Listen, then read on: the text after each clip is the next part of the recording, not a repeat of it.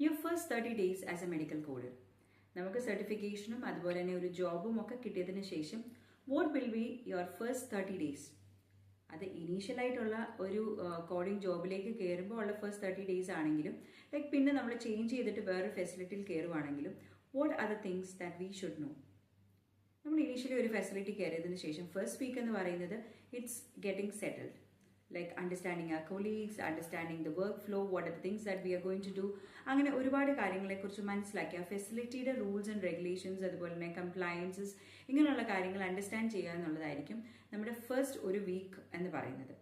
So like നമുക്ക് HR-ന്റെ ഇൻഡക്ഷൻസ് കാണും, അതുപോലെ തന്നെ ഡിഫറെൻറ്റ് ഓറിയന്റേഷൻ പ്രോഗ്രാംസ് കാണും, അതുപോലെ തന്നെ നമ്മുടെ ടീമിനെ കുറിച്ച് അണ്ടർസ്റ്റാൻഡ് ചെയ്യാനുള്ള അങ്ങനെ ഒരുപാട് ഫാക്ടേഴ്സ് ഉണ്ട് നമ്മുടെ ഫസ്റ്റ് ഒരു വീക്ക് എന്ന് പറയുന്നത്. Then from the second week when we start doing our works, നമുക്ക് എല്ലാവർക്കും അറിയാം we are certified medical coders, നമുക്ക് കോഡിങ്ങിനെ കുറിച്ച് നല്ല അവയർനെസ് ഉണ്ട്, അതുപോലെ തന്നെ നമ്മൾ സർട്ടിഫൈഡ് ആയിട്ടാണ് നമ്മൾ ഈ ജോബിന് വന്നിരിക്കുന്നത്. So everyone around you is same like that. പക്ഷേ when you go from facility to facility അത് ഡിഫർ ചെയ്യുന്നതായിരിക്കും. ലൈക്ക് ഒരു ഫെസിലിറ്റി അപ്ലൈ ചെയ്യുന്ന വർക്ക് ഫ്ലോ ആയിരിക്കത്തില്ല മറ്റൊരു ഫെസിലിറ്റി അപ്ലൈ ചെയ്യുന്നത്. So when you go and start working, just understand the workflow. എങ്ങനെയാണ് ആ ഒരു സിറ്റുവേഷൻ, അവരുടെ സോഫ്റ്റ്വെയർസ് എങ്ങനെയാണ്, അതുപോലെ തന്നെ അവരുടെ ഒരു ഡോക്യുമെന്റേഷൻ ലൈക്ക് ടൈപ്സ് എങ്ങനെയാണ്, അതുപോലെ like what are the investigations, കൂടുതൽ ഇൻവെസ്റ്റിഗേഷൻസ് എന്ത് റിലേറ്റഡ് ആണ് വരുന്നത്, അതുപോലെ തന്നെ എന്തൊക്കെ സ്പെഷ്യാലിറ്റീസ് ആണ് ആ ഒരു ഹെൽത്ത് കെയർ പ്രൊവൈഡർ ഉള്ള.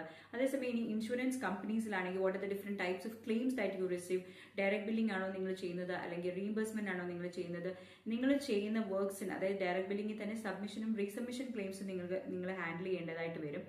സോ നമ്മൾ ചെയ്യുന്ന ഒരു ക്ലെയിംസ് ഓഫീസറായിട്ടാണ് നിങ്ങൾ മെഡിക്കൽ കോഡിങ്ങിന് ശേഷം ഒരു ഹെൽത്ത് കെയർ ഒരു ഹെൽത്ത് ഇൻഷുറൻസിൽ കയറുന്നതെന്നുണ്ടെങ്കിൽ അതുപോലെ നിങ്ങളുടെ വർക്ക് ഫ്ലോ എന്താണെന്ന് ആദ്യമേ അണ്ടർസ്റ്റാൻഡ് ചെയ്യുക. Like whether it is in a health insurance sector or in a health care provider. So like work flow understand ചെയ്തതിന് ശേഷം ലൈക്ക് നമ്മുടെ ഇനീഷ്യൽ പീരീഡ്സിൽ almost every of our claims or every of the documents which we codes അത് that will be getting audited. So നമുക്കൊരു audit feedbacks കിട്ടുമ്പോഴത്തേനും first കുറച്ച് days അല്ലെങ്കിൽ കുറച്ച് വീക്സിനത്തേന് നമുക്ക് ഒരുപാട് റിവ്യൂസ് ആൻഡ് ഫീഡ്ബാക്സ് നമുക്ക് നമ്മുടെ ഓഡിറ്റ് ടീമിൽ നിന്ന് ഇന്റേണൽ ഓഡിറ്റേഴ്സ് അതുപോലെ തന്നെ ക്വാളിറ്റി ഓഡിറ്റ് ടീംസിന്റെ കയ്യിൽ നിന്നൊക്കെ ഒരുപാട് ലൈക്ക് ഫീഡ്ബാക്സ് നമുക്ക് റിസീവ് ചെയ്യും. Don't take it personal. അതൊക്കെ നമ്മുടെ വർക്ക് ഇംപ്രൂവ്മെന്റിന്റെ ഒരു പാർട്ടായിട്ട് തന്നെ തിങ്ക് ചെയ്യുക. So based on the feedback what we receive, try to improve our coding skills. അതുപോലെ തന്നെ നമ്മൾ ചെയ്യുന്ന വർക്ക് കൂടുതൽ എഫിഷ്യന്റ് ആയിട്ട് ചെയ്യാൻ ട്രൈ ചെയ്യുക. So that will be more successful in our career.